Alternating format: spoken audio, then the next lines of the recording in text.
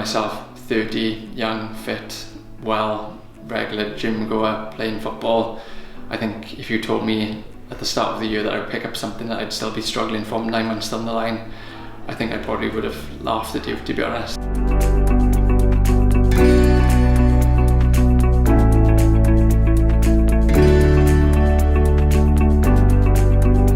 Sort of symptoms I had was like a feeling of dehydration, just really hot, but because it was a hot weekend, I thought it could just be, I've been in work all day, it could be something like that. And then I just felt really fatigued, like literally like all the life and energy was sucked out of me.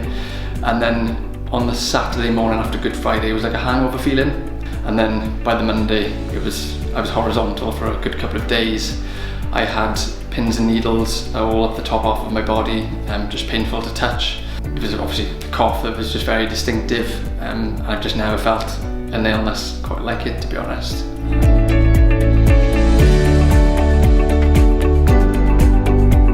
Yeah, so because I'd been working on the COVID wards, I kind of accepted that at some point I'd need to get a test. I got diagnosed on I think it was the 13th of April, and then by the 20th on the Monday I was back in work. Obviously just determined to get back and help support the guys. So I had about a good 10 weeks in work. So I had to subsequently get another test after having a really kind of like a fireball in my throat, almost like as if it was like a big football-sized lump in my throat. That test came back negative, but I think probably because of how quick it was, it would have always come back negative anyway.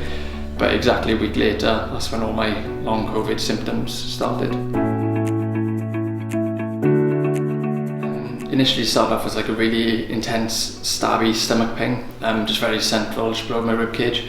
Literally doubled me over in pain. I was pacing around the offices in work, just trying to get rid of the pain, to be honest. And then about a week later, I had just a constant stomach grumble, like a vibration in my stomach. From then, I think I had about 14, 15 weeks, if not longer, 7, 8 hours a day, constantly on the toilet. On top of that, I've got other problems now as well. So I've got, I need a heart scan because I've got palpitations, which I think could be COVID-related damage. I might have nerve damage because I've got constant tinnitus, like a ringing in my right ear only. I can't really walk for longer than 5-10 minutes around the block. And as much as I'd like to get back to a general level of fitness and exercise, I just can't get there at the moment. Just the constant feeling of never feeling myself, to be honest. It's kind of like a new kind of term, I think, to be honest. But sometimes it just feels as if there's just a power off switch and my mind just goes completely blank. I do silly things like put mugs in the fridge when I go to get the tea out, milk out for the tea. There's amazing support groups out there for patients who do develop long COVID. So we're on a campaign team for Long COVID Wales, and there's also a long COVID support group on Facebook and Twitter. Just the advice is there for a reason. There's healthcare professionals who are specifically trained in treating patients who are urgently unwell, who are critically unwell. Let's not add to all their already massive burden before COVID.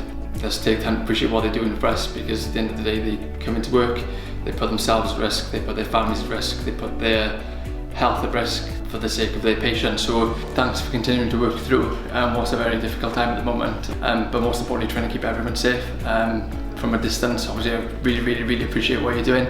Hopefully I can be back in work with my colleagues again soon, and take care and just stay safe.